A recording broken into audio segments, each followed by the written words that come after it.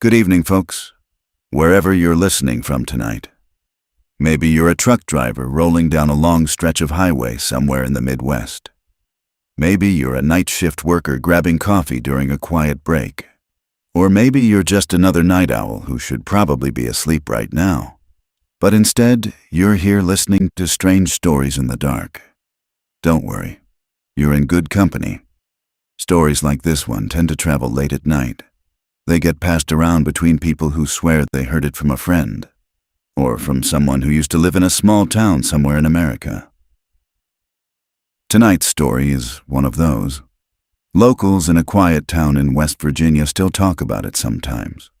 Not loudly, usually just in low voices, like the kind people use when they're not quite sure whether something really happened, or whether it's just one of those stories that refuses to disappear.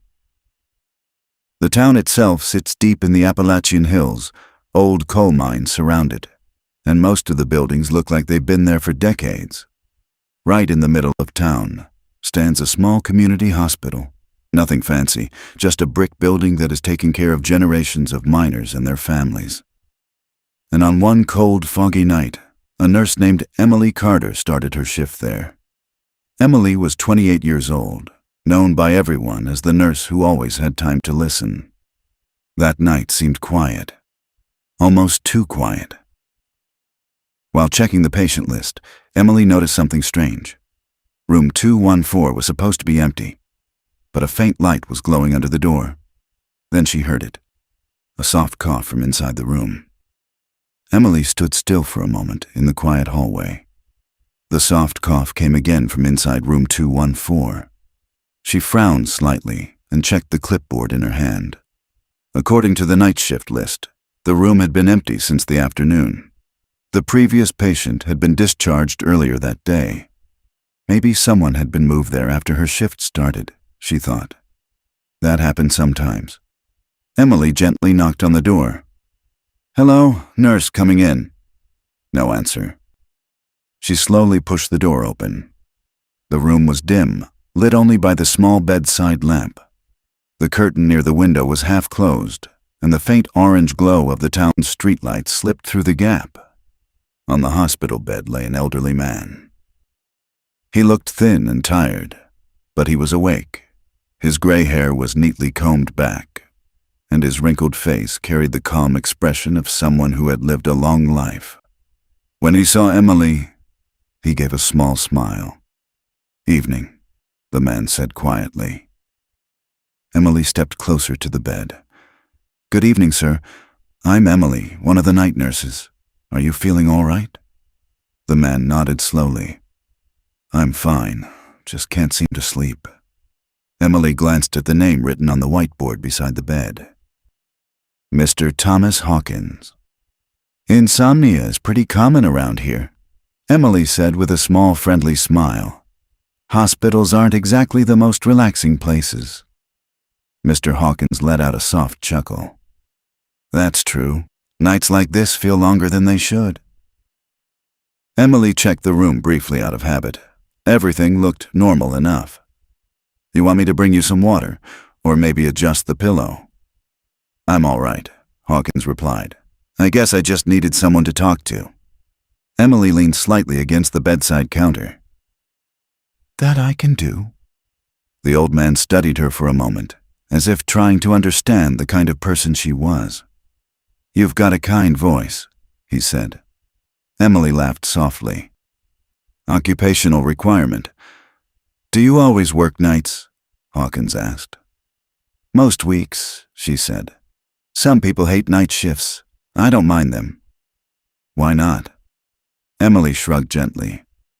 "Nights are quieter. People talk more honestly when the world slows down." The old man nodded slowly. "I suppose that's true." He looked toward the dark window for a moment before speaking again. "I've lived in this town my whole life," he said. "Worked in the coal mines, most of it." Emily raised her eyebrows slightly. "That's hard work." "It was," Hawkins said. He paused, then looked back at her with a strange calmness in his eyes.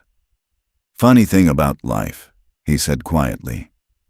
Sometimes people don't really leave this world right away. Emily tilted her head. What do you mean? Hawkins smiled faintly. Sometimes they just haven't said goodbye yet. Emily pulled a chair closer to the bed and sat down beside Mr. Hawkins. Hospitals during the night had a strange rhythm. Machines hummed softly in distant rooms, hallway lights stayed dim, and every sound seemed louder than usual. The ticking of the wall clock above the door echoed quietly through the room. It was the kind of silence that made conversations feel more personal. So you worked in the coal mines? Emily asked. Mr. Hawkins nodded slowly. Most of my life, he said. Started when I was 19. Back then, that's what everyone did around here. If you were a man in this town, chances were you worked underground. Emily rested her elbows lightly on her knees, listening. My grandpa used to tell stories about the mines, she said. He said it was one of the hardest jobs a person could have. Hawkins gave a quiet laugh. He wasn't wrong. He looked up toward the ceiling as if watching memories pass above him. The tunnels were dark and narrow. Sometimes you couldn't see more than a few feet ahead of you, but the men down there, they trusted each other with their lives. Emily nodded. That kind of work builds strong friendships. It does, Hawkins said softly. Then his expression changed. But sometimes the mountain takes those friendships away. He paused for a long moment. Accidents happened, he continued. More often than people like to admit.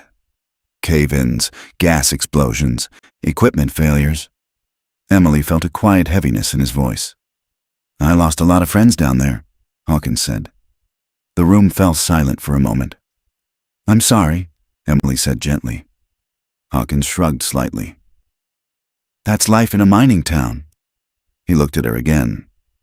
Most of the men I knew are gone now. Some from the mines, some from age. Do you have family around here? Emily asked. The old man shook his head. No wife, no kids. His voice stayed calm, but Emily could sense the loneliness behind it.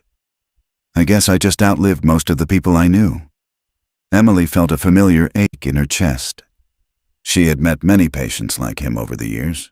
People who had once lived full lives, but eventually found themselves alone in a hospital room. That's why I don't mind talking, she said softly. Nobody deserves to feel alone in a place like this. Hawkins studied her face for a moment. You're a good nurse, he said quietly. Emily smiled. I try. Outside the room, the hallway remained almost completely silent. Somewhere down the corridor, a distant machine beeped once and then stopped. Emily glanced at the clock. Almost 2 a.m. Time flies when you're talking, she said. Hawkins nodded slowly. Nights do that, he said. He leaned his head back slightly against the pillow. Nighttime is when people are most honest with themselves. Emily looked at him curiously. What do you mean? During the day, people stay busy, Hawkins said. Work, errands, conversations.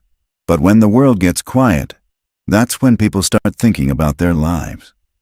He looked back at her with calm eyes. What they did right. What they regret. Emily sat quietly for a moment. Then she stood up. I should probably check on my other patients, she said, but I'll come back in a bit. Hawkins nodded gently. All right. As Emily reached the door, she heard his voice again. Miss Carter? She turned. The old man gave her a grateful smile. Thank you, he said softly, for not letting me spend the night alone. After leaving room 214, Emily continued her usual rounds through the quiet hospital wing. Most of the patients were asleep. A few machines beeped softly in nearby rooms, steady and predictable. The night always had a rhythm, and Emily had worked enough late shifts to recognize it. Tonight felt a little different. Not frightening, just unusual. She checked on Mrs. Daniels in room 209, adjusted an oxygen line in room 211, and refilled a water pitcher for a man recovering from surgery down the hall. Everything seemed normal. But somehow, Emily kept thinking about the man in room 214. Mr. Thomas Hawkins. There had been something calm about him, something thoughtful, and something she couldn't quite explain. About 20 minutes later, Emily returned to the room. She pushed the door open gently. The same dim bedside lamp still glowed in the corner. The room looked exactly as she had left it. Mr. Hawkins was still awake. "You're back," he said with a faint smile. "Just checking in," Emily replied. She walked closer to the bed and glanced at the equipment beside him. Then she paused. The heart monitor was off. Not unplugged, just completely inactive. Emily frowned slightly. "That's strange," she said. "What is?" Hawkins asked. "The monitor," Emily said. "Usually it should be running." The old man looked at the machine and shrugged. "I asked them not to turn it on." Emily raised an eyebrow. "You did?" "I don't like the sound," Hawkins said calmly. "Those beeps remind me too much of hospitals." Emily considered that for a moment. Some patients did ask for fewer machines when they were near the end of treatment, especially older patients who just wanted peace and quiet. "Fair enough," Emily said. She adjusted the blanket near his shoulder. "Comfort is important." Hawkins nodded. "Exactly." Emily stayed for a moment longer, leaning against the counter near the window. "Tell me something," Hawkins said. "What's that?" "Do you like this town?" Emily smiled slightly. "It's small," she said, "but I like that. Everyone knows everyone." Hawkins chuckled softly. "That's how it's always been here." He pointed toward the window. "Used to be a diner down the road there. Best apple pie in 3 counties. Emily laughed. "There's still a diner there." Hawkins looked surprised. "There is?" "Yeah," she said. "But it's called Molly's now." The old man tilted his head thoughtfully. "Back in my day, it was called Carter's Diner." Emily paused. "That closed, maybe 30 years ago." Hawkins nodded slowly, as if confirming something to himself. "I suppose things change." They sat in silence for a moment. Outside, the wind brushed softly against the hospital windows. "Do you ever get used to the quiet?" Hawkins asked. "The quiet?" "Working nights." Emily thought about it. "I guess I have," she said. "At first it felt lonely. And now? Now it feels peaceful." Hawkins smiled faintly. "That's a good way to see it." Emily noticed that every time she came back to the room, the old man seemed exactly the same, calm, awake, watching the night slowly pass. Most patients eventually drifted into sleep, but Hawkins never did. Hours passed. Emily checked other rooms, refilled her coffee, and returned to room 214 again around 3:30 in the morning. The lamp still glowed softly. Hawkins was still awake. "You never sleep, do you?" Emily joked gently. The old man smiled. "I've slept enough in my life." Emily leaned against the chair beside the bed again. "You know," she said, "you remind me of my grandfather." Hawkins looked amused. "Oh?" "He used to stay up late telling stories." "That's not a bad way to pass the time." Emily nodded. "Especially when someone's willing to listen." The old man looked at her with quiet gratitude. "You're a rare person, Miss Carter." Emily shrugged. "I'm just doing my job." Hawkins shook his head slowly. "No." His voice grew softer. "You're doing more than that." Emily didn't respond. Instead, she glanced at the clock again. Almost 4 in the morning, the quietest hour of the night. Hawkins looked toward the window, where the darkness outside had begun to soften just slightly. Then he spoke again, his voice calm, but different. "Makes you think," he said. "About what?" Emily asked. Hawkins looked back at her. About how sometimes a night like this might be the last chance someone gets to talk. He paused for a moment. Then he said quietly, "Tonight feels like my last chance." Emily remained seated beside the hospital bed, her hands resting loosely in her lap. The dim bedside lamp cast a soft circle of yellow light across the room, leaving the corners in shadow. Outside the window, the sky was still dark, though the blackness had softened slightly. Dawn was still a few hours away. Mr. Hawkins watched the faint light through the glass for a moment before speaking again. "Tell me something, Miss Carter," he said quietly. Emily looked at him. "What's that? Do you believe kindness comes back to people?" The question caught her slightly off guard. She tilted her head. "What do you mean exactly?" The old man shrugged gently beneath his blanket. "I mean, when someone spends their life trying to be decent to others, do you think that matters in the end?" Emily thought about the question carefully before answering. "I think it does," she said. Hawkins looked back at her. "Why?" Emily leaned back slightly in the chair. "Well, I've worked in hospitals long enough to notice something," she said. "What's that?" "People don't usually talk about money when they're sick, or promotions, or expensive things they bought." Hawkins nodded slowly. "So what do they talk about?" "People," Emily said. "Family, friends, the times they helped someone, or wished they had." The old man's expression softened. "That sounds about right." Emily continued. "I think kindness matters because it's one of the few things people remember about you when you're gone." The room grew quiet again. Mr. Hawkins stared at the ceiling for a long time. "You know," he said slowly, "I spent most of my life underground." Emily listened. "Coal mines aren't exactly cheerful places," he continued. "Long hours, dust everywhere, always wondering if the mountain might collapse above your head." "That must have been terrifying sometimes," Emily said. "It could be," Hawkins replied. "But something strange happens when men work in places like that." "What's that?" "They take care of each other." Emily nodded slightly.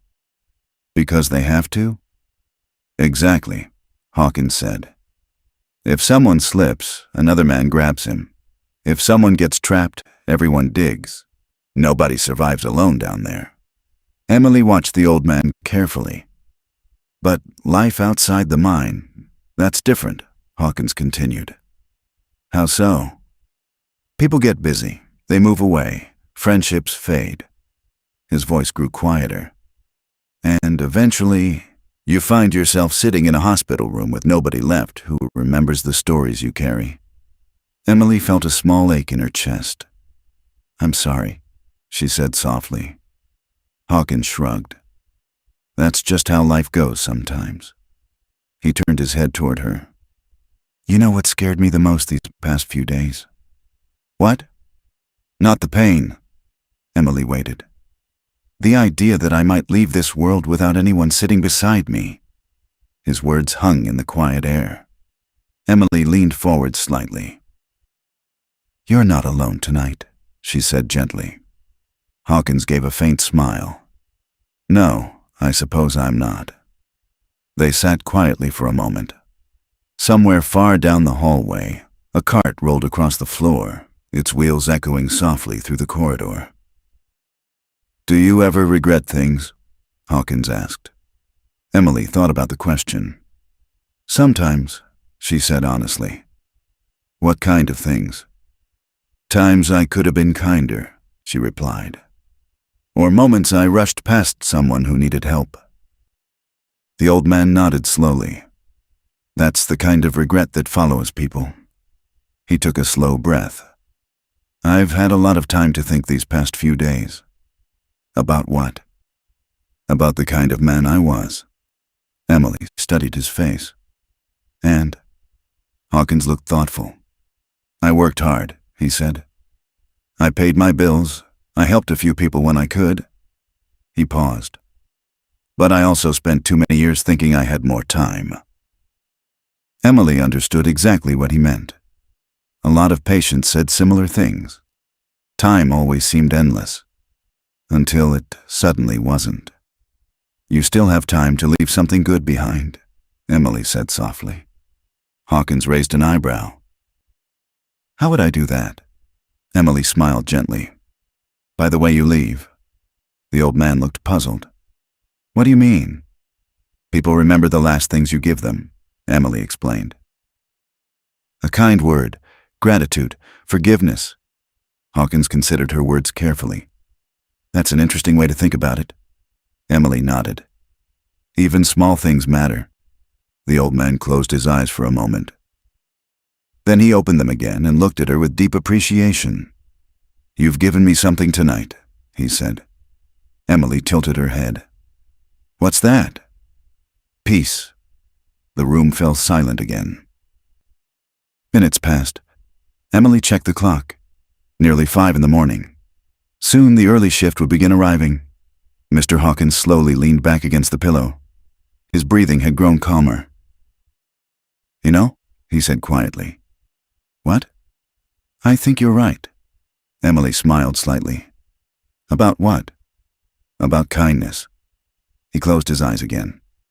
"If that's the last thing someone gives to the world," his voice grew softer, "then maybe that's enough." Emily watched him quietly. The old man took one slow breath, then another, and finally he whispered something so quietly she almost missed it. "Well then." A peaceful smile appeared on his face. "I think I can leave now." He paused. Then he said softly, "I can go in peace." By the time the first faint light of morning appeared over the hills of West Virginia, the hospital had begun to wake up. The quiet hours between night and dawn were slowly fading.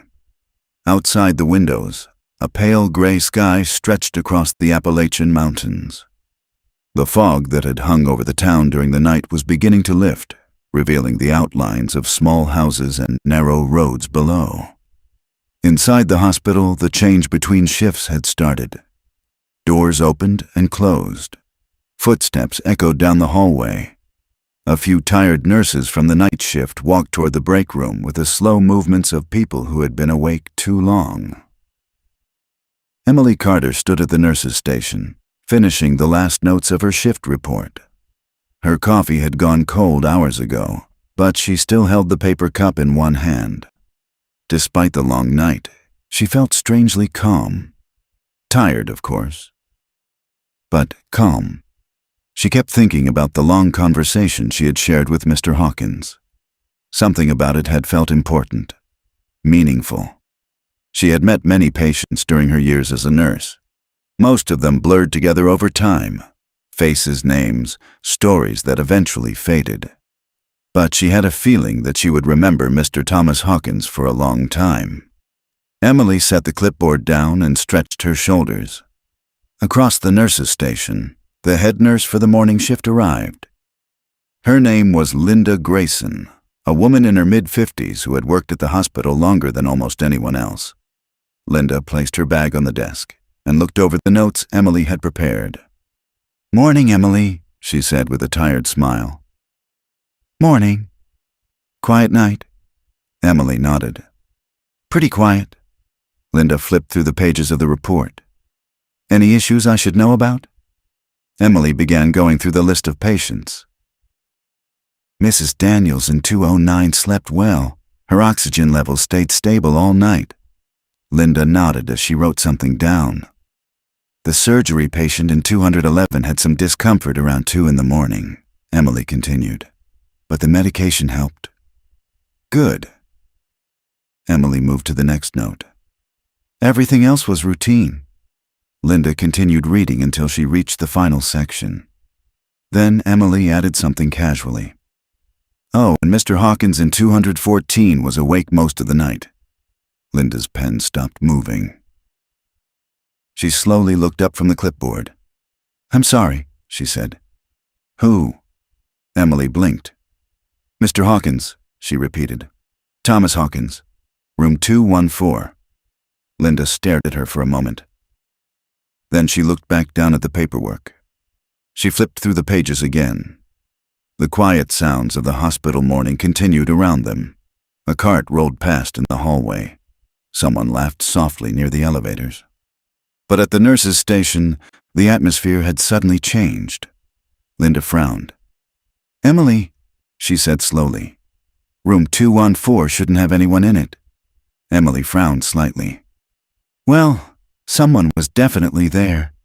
Linda looked confused. "That room was cleared yesterday." Emily felt a small knot form in her stomach. "What do you mean, cleared?" Linda walked over to the computer terminal and began typing. The keyboard clicks sounded unusually loud in the quiet station. Emily waited. A few seconds passed. Then Linda's expression shifted. Not exactly fear, more like disbelief. "That's strange," Linda murmured. "What is?" Emily asked. Linda turned the monitor slightly so Emily could see it. On the screen was the hospital patient registry. One name appeared on the list for room 214. Thomas Hawkins. Emily pointed at the screen. "See, that's him." Linda didn't answer right away. Instead, she clicked open the file. The medical chart appeared on the screen. Emily leaned closer. For a moment, neither woman spoke. Then Linda exhaled slowly. "Emily." Her voice had changed. "What?" Emily asked. Linda turned toward her. There was something uneasy in her eyes now. "When did you say you spoke to him?" Emily blinked. "Tonight." Linda shook her head slightly. "No," she said. "I mean, what time?" Emily thought for a moment. "On and off through the night," she replied. "Maybe around 1, 2, 3. She shrugged lightly. "We talked quite a bit." Linda stared at her. The color had drained slightly from her face. "That's not possible," she said quietly.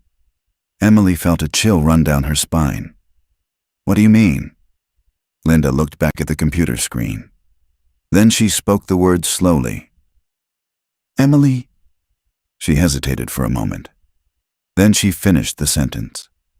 "Mr. Hawkins passed away yesterday afternoon." The world seemed to go silent around them. Emily stared at her. "That's not funny," she said. Linda wasn't smiling. "I'm not joking." Emily shook her head.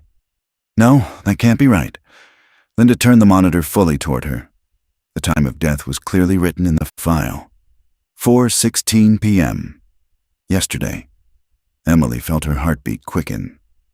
"That doesn't make sense," she said. "I was just talking to him."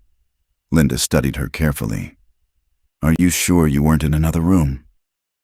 "No," Emily said firmly. "Room 214, Thomas Hawkins." She could still picture him clearly. The calm voice. The stories about the coal mines. The peaceful smile. Linda stood slowly. "Well," she said quietly, "maybe we should take a look at room 214. For a moment, neither of them moved. Emily was still staring at the computer screen, her eyes fixed on the words that refused to make sense. Time of death, 4:16 p.m. Previous day. She slowly looked up at Linda. "That's wrong," Emily said quietly. Linda didn't respond right away. Hospitals were places where mistakes sometimes happened. Files could be entered incorrectly. Charts could be mixed up. But something in Linda's expression suggested she already knew this was not one of those situations. "Let's just go look," Linda said gently. Emily nodded. They stepped away from the nurse's station and walked down the hallway together. Morning activity had started to fill the hospital. A janitor pushed a cart down the opposite corridor. A doctor spoke quietly with another nurse near the elevators. But as Emily and Linda walked toward the far end of the hall, the sound slowly faded again. Room 214 sat near the corner. The door was closed. Emily felt a strange tightness in her chest as they approached it. Just a few hours earlier, she had walked through that same door several times.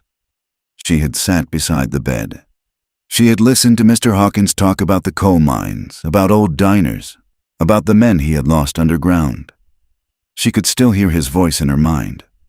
Linda stopped in front of the door. You said he was here all night? She asked. Emily nodded. Yes. Linda slowly pushed the door open. The room was empty. Not just empty. Prepared. The hospital bed was neatly made with fresh sheets. The pillow was fluffed and centered. The blankets were folded in the precise way the housekeeping staff always arranged them after a room had been cleaned. The bedside lamp was turned off. The curtains were open, letting the pale morning sunlight fill the room. Emily stepped inside slowly. Her eyes moved across every corner. The chair she had been sitting in during the night was pushed neatly against the wall. The heart monitor was unplugged. No machines were running. No signs that anyone had been there recently. Emily's voice sounded smaller than she expected when she spoke. No, she said. Linda looked at her.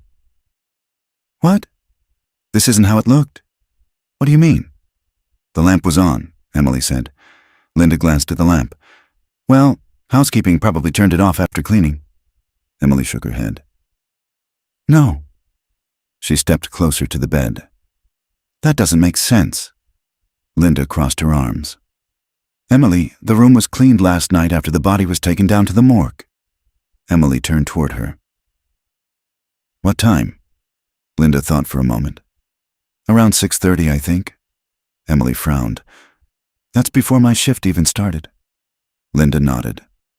Yes. Emily slowly walked around the bed. Her mind tried to replay every moment of the night. The conversations, the stories, the quiet laughter. None of it felt like a dream. You're saying the room was empty all night?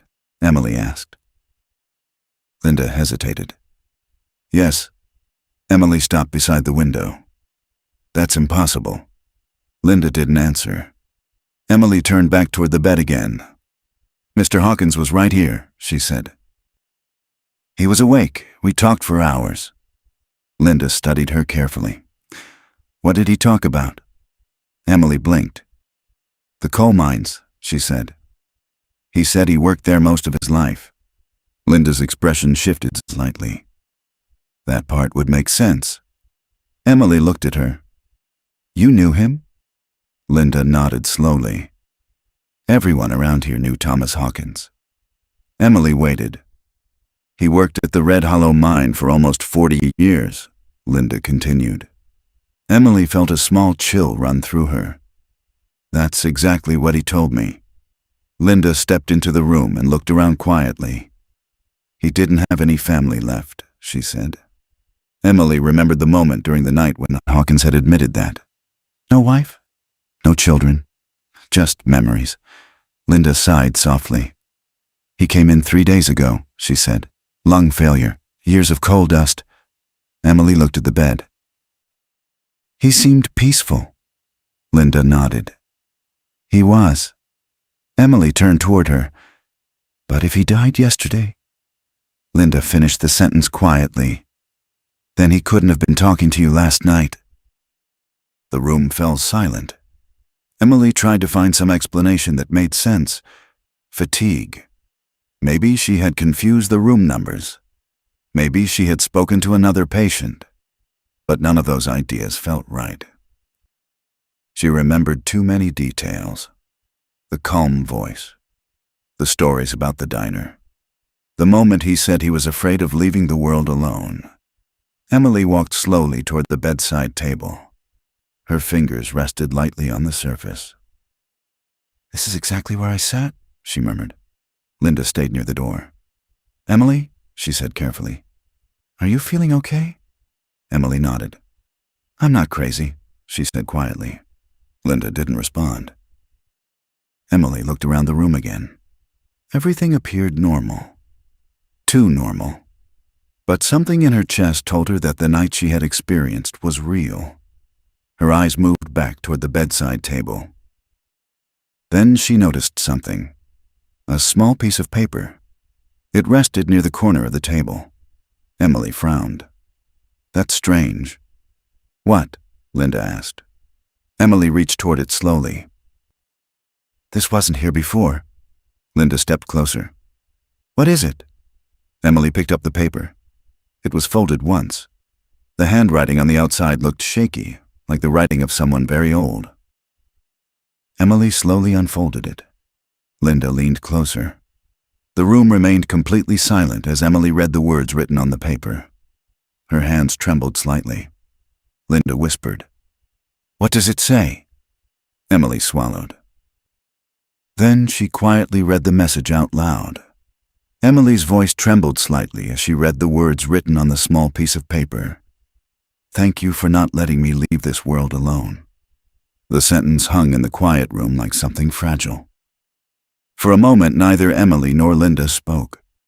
The morning sunlight continued to spill through the window, illuminating the empty hospital bed and the folded note in Emily's hand. Linda frowned slightly. "Let me see that." Emily handed her the paper. Linda examined the handwriting carefully. The letters were uneven and shaky, like they had been written by an elderly hand. "Where did you find this?" Linda asked. "Right here on the table," Emily replied. Linda looked at the surface of the bedside table again. "That's strange." Emily folded her arms slightly. "Why?" "Because housekeeping cleared this entire room last night," Linda said. "They wipe every surface before preparing it for the next patient." Emily's heartbeat began to pick up. "You're saying that paper wasn't here?" Linda shook her head. "No." Emily slowly took the note back. She studied the words again. "Thank you for not letting me leave this world alone." Her mind replayed the entire night. Mr. Hawkins sitting quietly in the dim light. His stories about the coal mines. The moment he admitted he was afraid of dying alone. And the final words he whispered before closing his eyes. "I can go in peace." Emily felt a chill run down her spine. Linda watched her closely. "What exactly happened last night?" she asked. Emily took a slow breath. "I came by the room a little after 1 in the morning," she began. Linda listened carefully. The light was on. He was awake. Emily glanced at the empty bed. He said he couldn't sleep. Linda remained silent. "We talked for a while," Emily continued. "At first just small things, the town, the hospital." She paused. Then he started telling stories. "What kind of stories?" Linda asked. "About working in the coal mines," Emily said. Linda nodded slowly. "That sounds like him," Emily continued.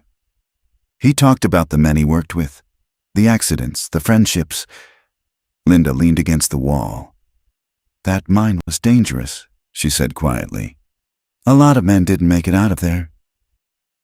Emily looked at her. "He mentioned that." Emily stared at the note again. "He also said something strange." "What?"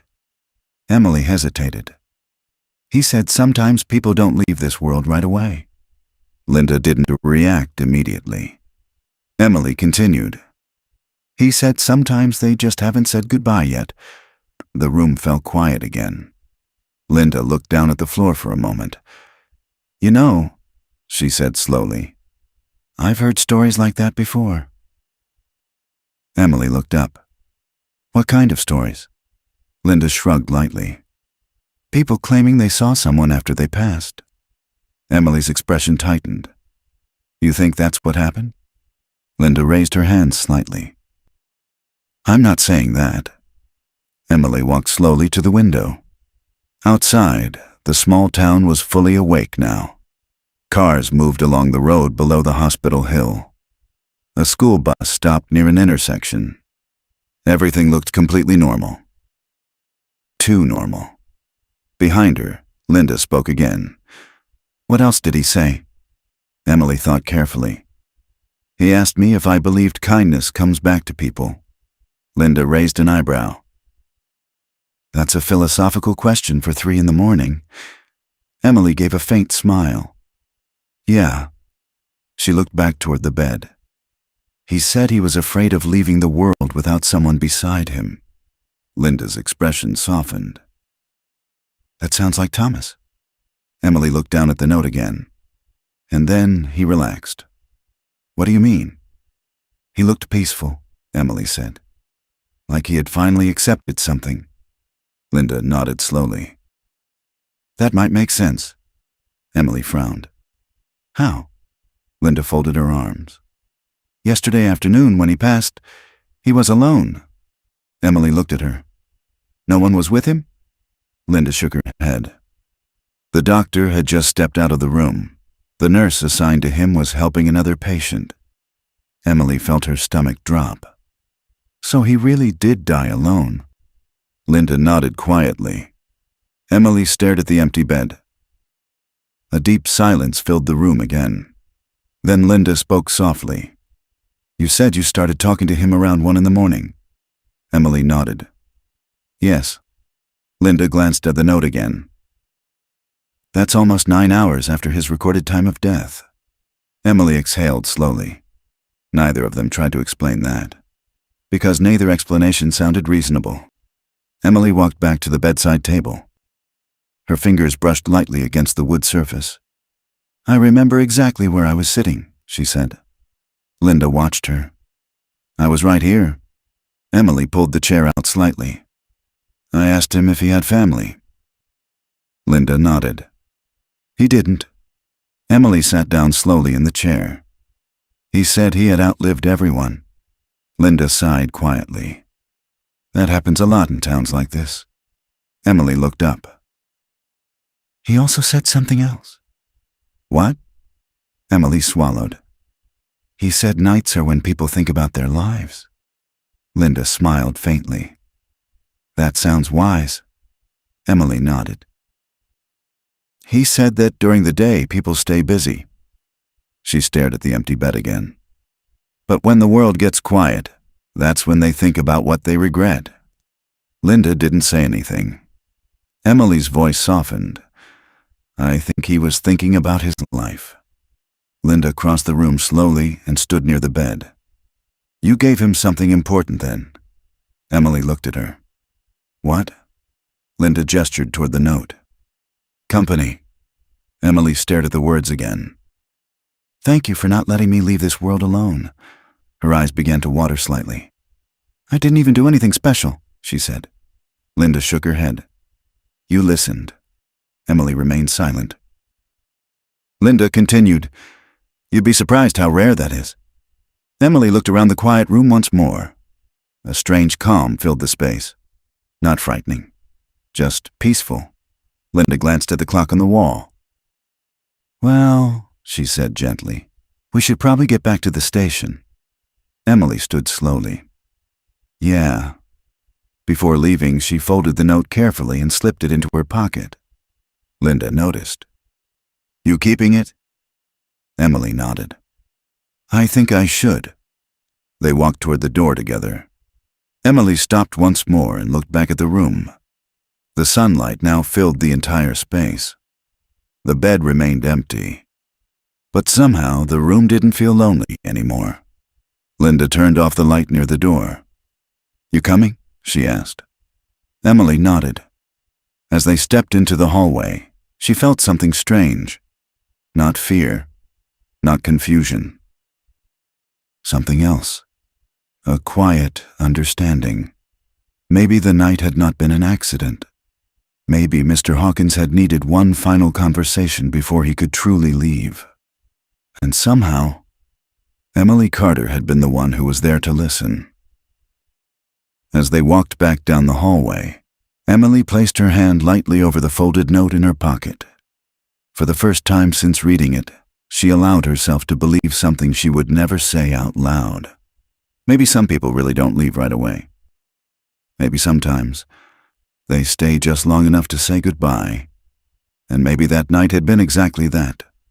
A final goodbye that the world almost missed. Life at the small hospital in West Virginia returned to its normal rhythm after that morning. Patients arrived and left. Doctors moved quickly between rooms. Nurses worked long shifts, fueled by coffee and quiet determination. From the outside, nothing about the hospital had changed. But for Emily Carter, something felt different. She kept the folded note from room 214 in the inside pocket of her work bag.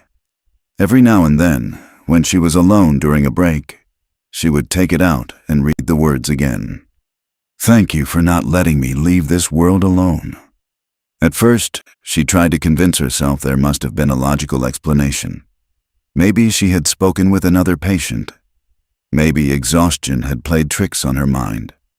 But the more she thought about it, the less those explanations made sense. She remembered the details too clearly. The coal mine stories.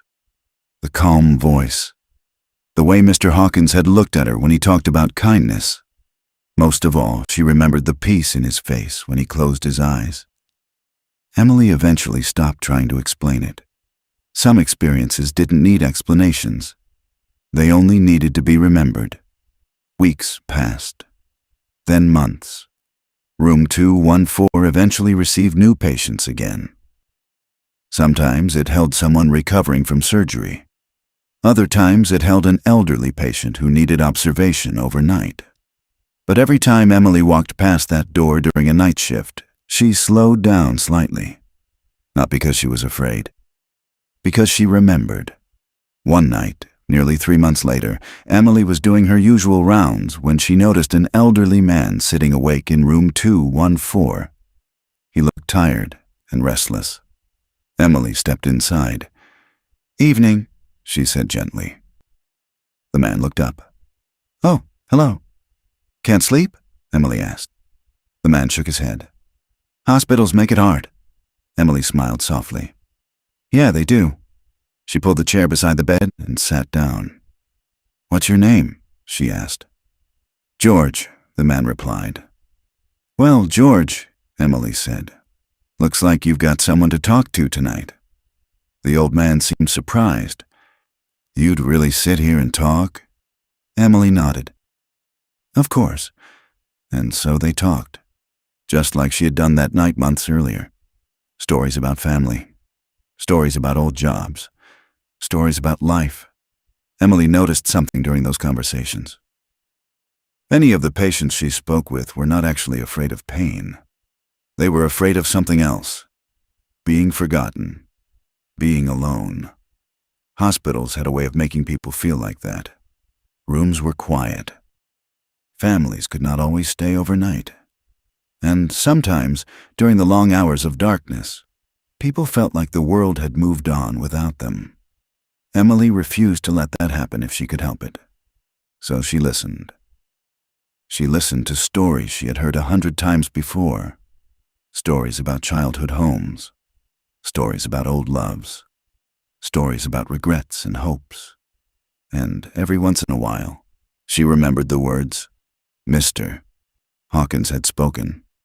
Night is when people think about their lives." Those words stayed with her. One late evening during another shift, Emily was pouring coffee in the break room when Linda walked in. "You're becoming famous around here," Linda said with a smile. Emily looked confused. "For what?" Linda leaned against the counter.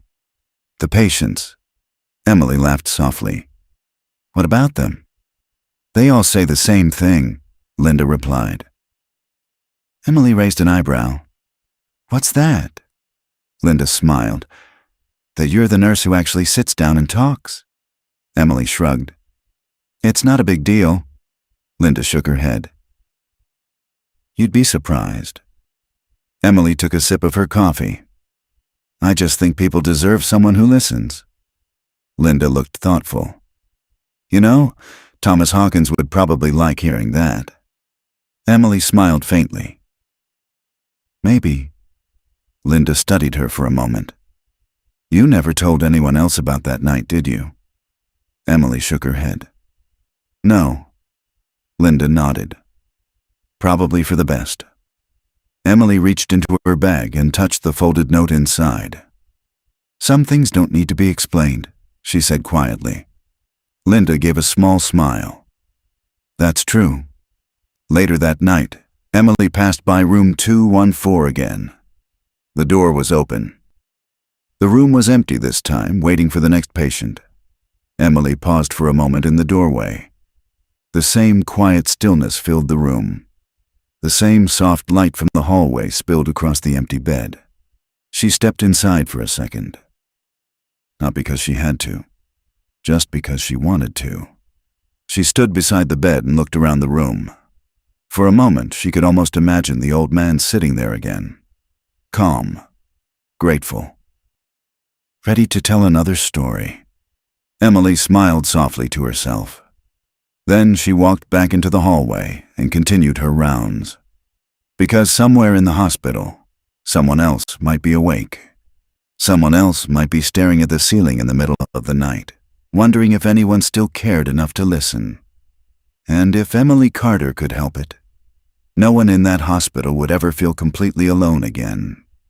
Because sometimes the smallest act of kindness can mean everything. Sometimes sitting beside someone for a few quiet hours can change the way they leave this world. And sometimes the only thing a person needs before they go is to know that someone stayed. Because the truth is, the scariest thing in this world is not ghosts. It is the thought of leaving life without anyone beside you. That night, without even realizing it, Emily Carter made sure one man did not face that fear. And long after the mystery of room 214 faded into quiet hospital memory, the kindness from that night remained. Sometimes the world changes because of big heroic moments, but more often, it changes because someone simply chooses to stay and listen. And that kind of kindness never truly disappears.